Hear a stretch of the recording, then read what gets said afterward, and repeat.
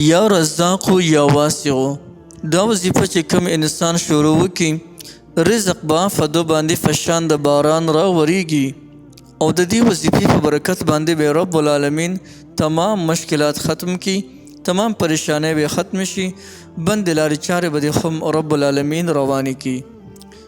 بسم الله الرحمن الرحیم. السلام علیکم ورحمت الله وبرکاته. زما رونو خویندو نن درته د یا رزاقو یا واسعو داسې زبردست وظیفه درته یم. کلم چې تاسو دا وظیفه شروع وکړئ نو تاسو ته به د هر طرف نه د رزق په شان د باران راوریږي.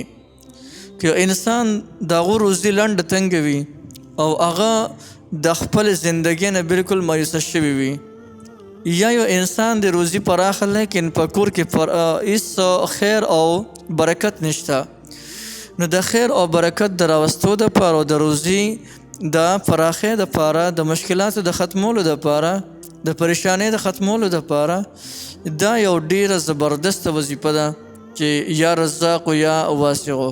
کم انسان چې دا وظیفه کوي هغه انسان به چېرته کې د رزق نه محرومه پاتې نشي. رب العالمین به د انسان ته بسیاره بې حسابه روزي ورکوي. داسې روزي به ورته رب العالمین ورکوي چې د انسان په وهم فهم او ګمان کې به هم دغه روزي نه تېرېږي.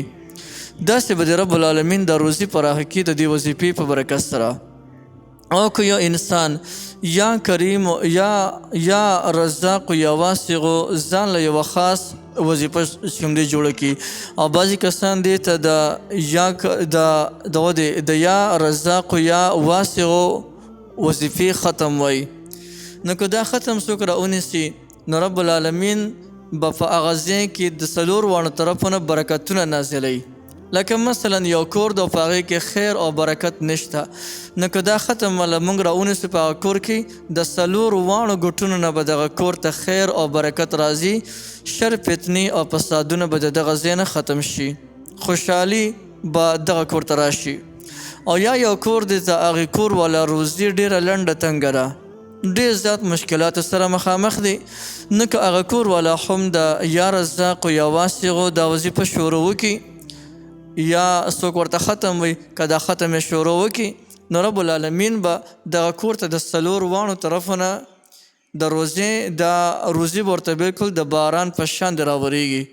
دونه مبارک او پاورفل وظیفه خو د محترمو. که دا یې ځان له یوه خاص وظیفه جوړی نو دا د دې مقدار دا دی چې په ورځ کې به 15,000 کرته وي. خو دا چې کله خپله ځان له خاص وظیفه جوړی نو په ورځ کې به 15,000 کرته وي، یعنی 1000 کرت به ماښام وي، سحر وي، 1000 کرته ماسپښین، 1000 کرته مازدیګر، 1000 کرته ماښام، 1000 کرته ماسخوتن.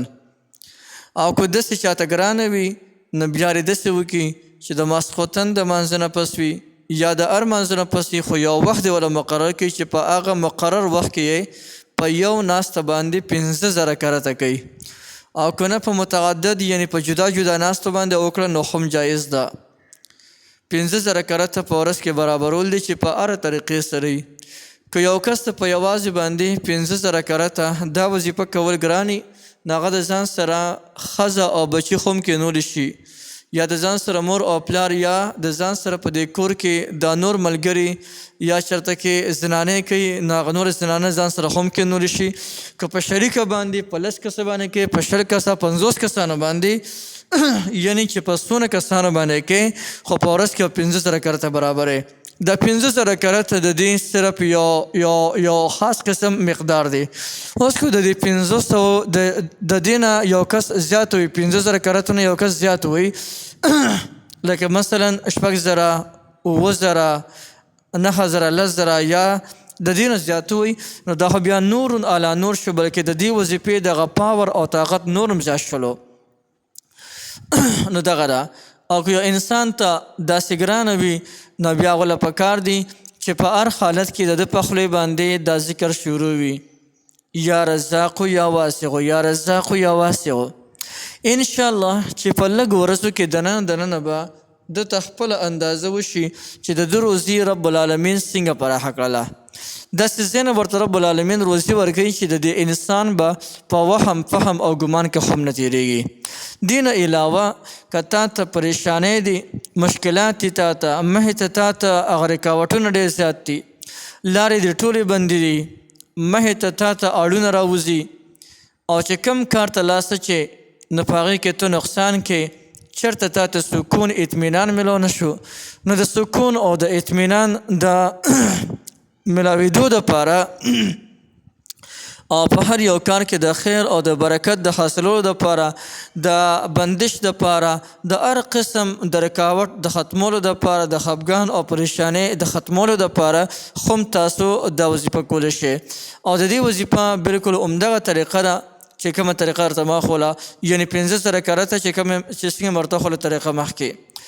او که دغسې 15 رکعته چاته ګرانه وي نو بیا هغه له پکار دی چې په ناسته ملاسته ولاړه، یعنې کم حالت کې چې ده ته وخت ملاویږي نو ډېرې دا وظیفه کوي، یا رزاق یا واسع، یا رزاق یا واسع.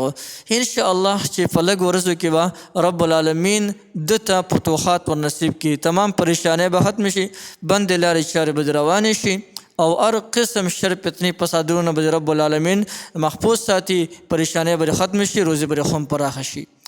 نو یو ډېره زبردسته وظیفه مې درته وښوله، بلکل یې تاسو کولی شئ. تاسو ټولو ته د دې مکمل اجازه شته، هر څوک هر سړی د دې نه مکمل فایده اخیستلی شي.